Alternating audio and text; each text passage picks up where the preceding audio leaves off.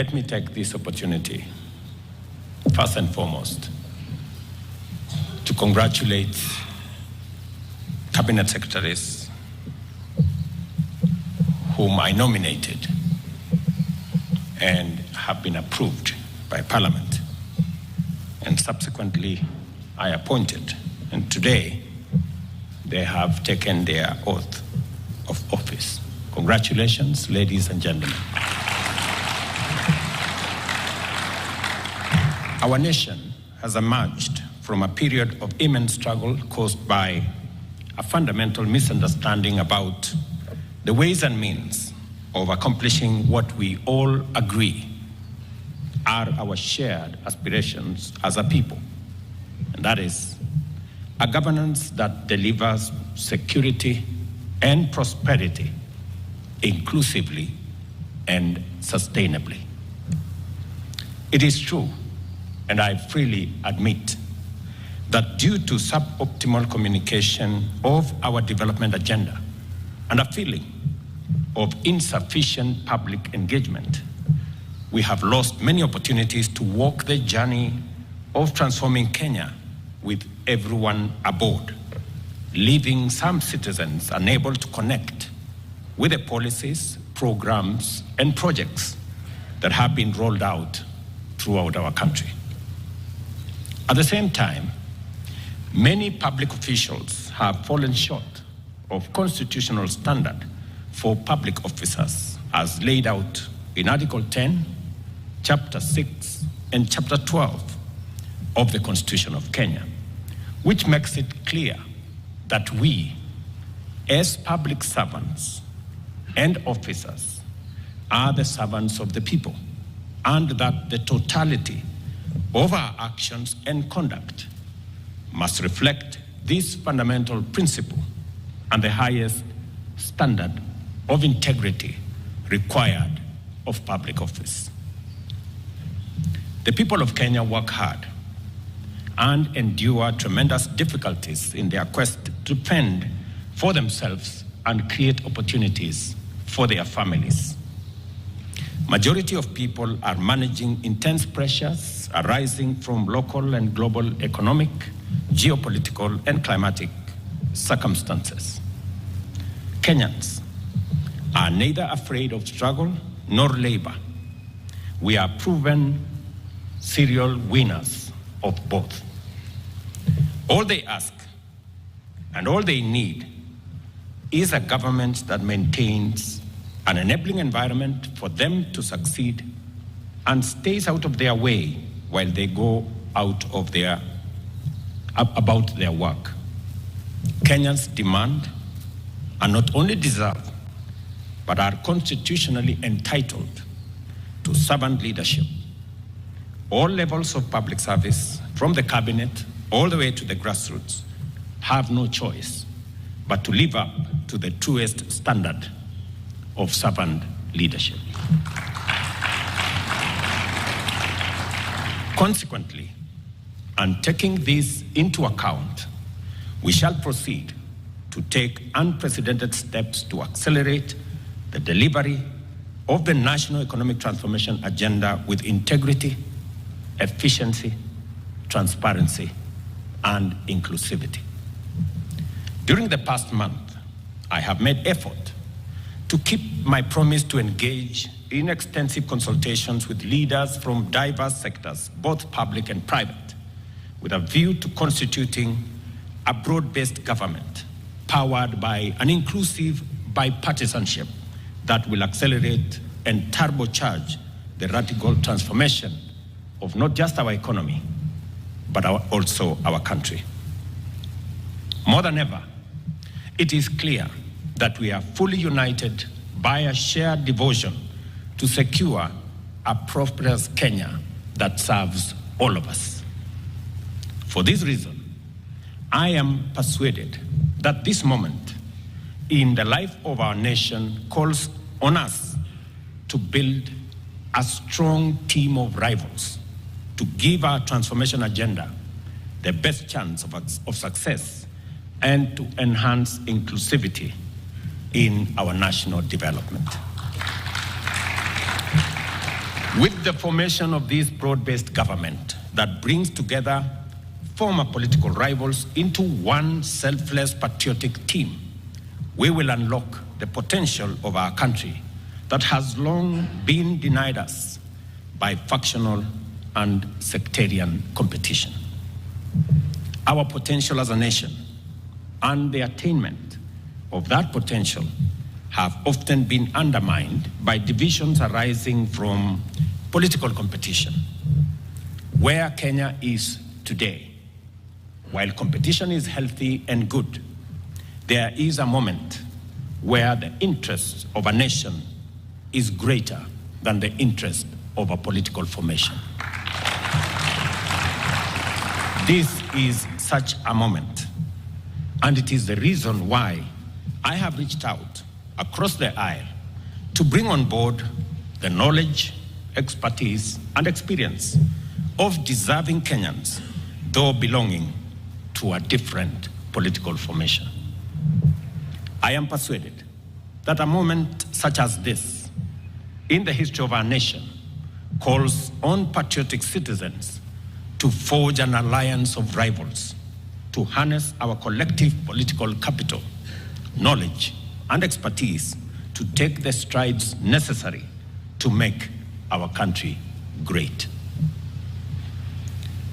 With profound gratitude, I commend the leaders and citizens from all walks of life who reached out, participated in, and otherwise supported the consultations, not only for the patriotism which inspired them to place Kenya before their personal, sectarian, or partisan agenda, but also for invoking the spirit of bipartisan dialogue, which has never failed to reconcile bitter rivals and unite fierce competitors in navigating critical junctures throughout the history of our nation.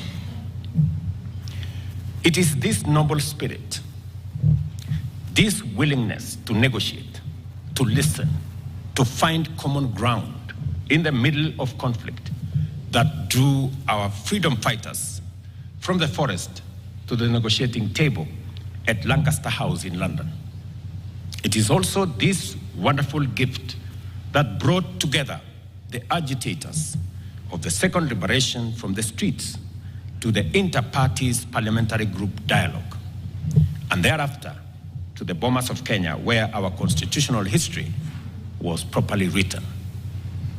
The ability to talk things out also enabled Kenyans to pull the nation back from the brink of an existential precipice and embark on a national accord which gave birth to the institutional dispensation that we are still working to perfect today.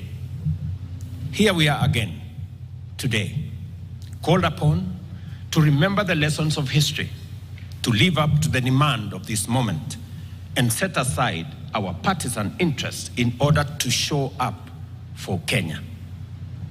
The work of making our nationhood more perfect through inclusion, unity, equity, and social justice must begin by speaking with each other, listening to one another, and recognizing that every one of us wants the best for this nation. And all of us have a part to play in making Kenya great.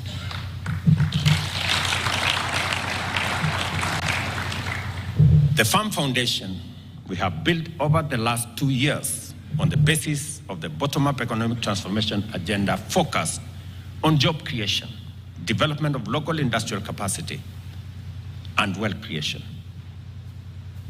Transforming our agriculture for food security and agro-industrial acceleration. We focused on harnessing the potential of our micro, small, and medium enterprise to drive our economic progress. We've also endeavored to exploit the opportunities of our digital superhighway to promote technological and creative capabilities on a higher scale, creating opportunities for digital jobs, making sure that we also invest in universal health coverage to provide all citizens without discrimination with high-quality healthcare through social health insurance and the employment of thousands of healthcare professionals to provide promotive, preventive, as well as curative services, as I have worked with counties. The radical increase in the number of affordable and social housing units through our affordable housing strategy, which has delivered millions of direct and indirect employment opportunities for a variety of professionals, as well as investment and business opportunities for enterprise and industries, has gone a long way in setting that foundation firmly. The reconstituted cabinet, therefore, will accelerate the attainment and will build on this solid foundation already built over the last 2 years, but additionally will focus on the following critical areas. The first of these areas covers accountability and the fight against corruption. To enhance accountability and promote responsibility for the use of public resources, we shall introduce measures to levy a surcharge against any accounting officer or other public officer who has, by their action or omission, occasioned loss of public resources in accordance with Article 226(5), 201(d), and 232(b) of the Constitution. To eliminate the ghost worker payroll fraud at all levels of government, we shall also implement a unified personal identification system for all persons working across all arms of government, including constitutional offices. Further, Cabinet shall introduce a legal and institutional framework for mandatory and continuous vetting of all public officers. The same framework will provide the repository for wealth declaration across the entire of government under one office. In addition, we shall facilitate expeditious investigation and prosecution of all offenses related to corruption and economic crimes through amendment of the relevant statutes, including the Evidence Act, the Criminal Procedures Code, and provide for their determination of all cases within 6 months. We believe that our war on corruption will be significantly boosted by measures to make it easier and safer for citizens and whistleblowers to come forward and report corruption and economic crimes. And for this reason, the reconstituted cabinet shall consider relevant amendments to the Witness Protection Act to enhance appropriate incentives and forward the same to Parliament. Further, as I indicated in my earlier address, I have engaged with the parliamentary leadership with a view to expediting the enactment of the Conflict of Interest Bill and expressed my determination to sign a robust, effective instrument into law in due course. I further reiterate my determination to make full use of the opportunities within our legal and institutional structures and systems to consult and collaborate with national justice, law, and order institutions with a view to promoting their efficiency and efficacy in expeditious and conclusive investigations of all active cases within a framework that we are going to agree on. As pertains to the management of public expenditure, I believe that the time has come for us to break new ground. That is why, beginning in the year 2025-2026 financial year, we shall adopt a zero-based budgeting system to reorient budgeting and expenditure frameworks of government. Similarly, We shall exploit the power of information and communication technology to radically diminish opportunities for corruption, conflict of interest, and abuse of office by digitizing procurement and making it open and transparent. Likewise, we shall initiate a framework to make VAT refund processes open, transparent, and accountable, because the immense savings out of this expenditure of public funds will finance investment in productive and transformative economic projects. The reconstituted cabinet will also collaborate with Parliament to develop legislative measures to promote local manufacturing, value addition, and job creation by restricting the importation of those products that can be competitively produced by our domestic industrial capacity. We stand at the beginning of a new chapter of our country's governance and development. The women and men who have been appointed to serve the nation in the reconstituted cabinet have today embarked on a mission that cannot and must not fail. The people of Kenya have made their expectations known in bold terms. They have also made their intolerance for failure, inefficiency, corruption, and ineptitude equally clear. As champions of the nation's development agenda, you will be team players, servants. Let me repeat that. You will be team players, servant leaders, faithful trustees, and effective stewards of the people's interest and dependable custodians of their resources. I am confident that each one of you has what it takes to deliver on your mandate and to satisfy the people's expectations. This is important because henceforth, the terms of our contract with the people will remain in sharp focus. We have no choice but to keep our part of it.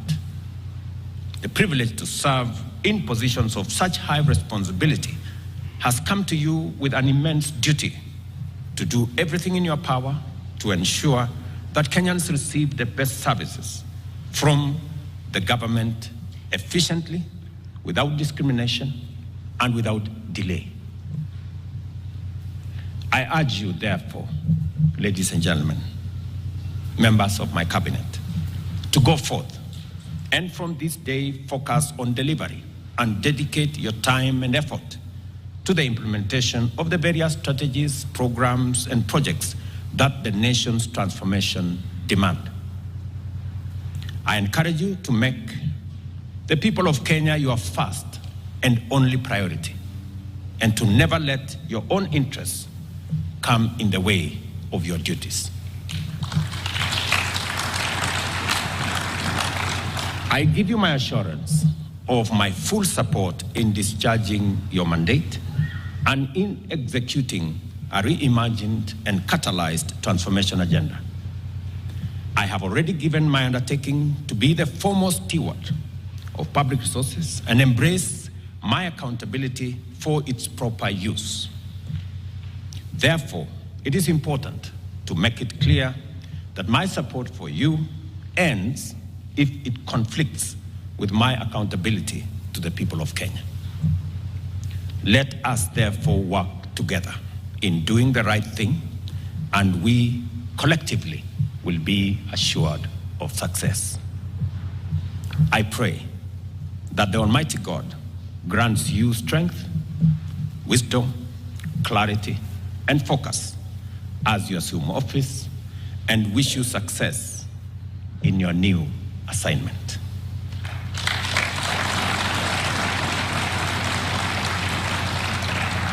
I ask citizens of our great nation to give a chance to these great men and women, to this new cabinet, and to support them to deliver on the mandate that has been given to them constitutionally, and as they perform their duties in the best interest of our country. Thank you very much. God bless you. God bless our great country, Kenya. Asanteni sana. Let us all rise for the national anthem.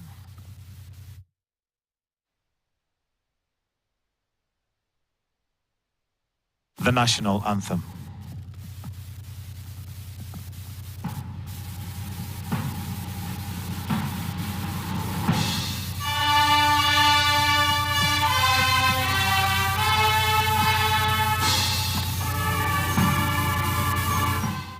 Live pictures from State House, Nairobi, as the new cabinet secretaries have been sworn into office.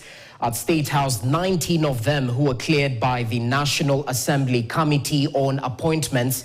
Well, it's now clear that the train has left the station. The cabinet secretaries hit the road running in terms of delivering some of the promises that were made by the Kenya Kwanza government. And we've just heard from President William Ruto as he was congratulating the cabinet secretaries for taking oath of office. He's reminded them that they're champions of the national agenda, that the interests of Kenyans should come first before their own permanent interests or personal interests rather.